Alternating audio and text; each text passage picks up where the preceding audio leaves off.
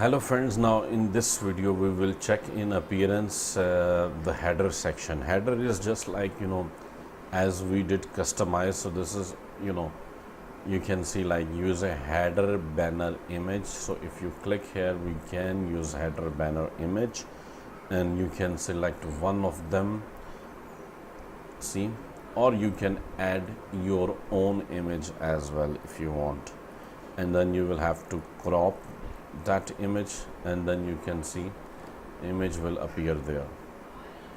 So we can use one of them like this one or this one, and if you publish this one, you can see on header the image will appear.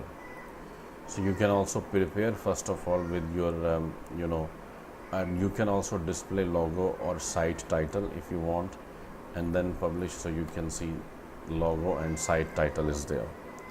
So thank you very much for watching this video, and please subscribe to my channel and also share the video with your friends, and also share your comments and feedback. Thank you very much once again.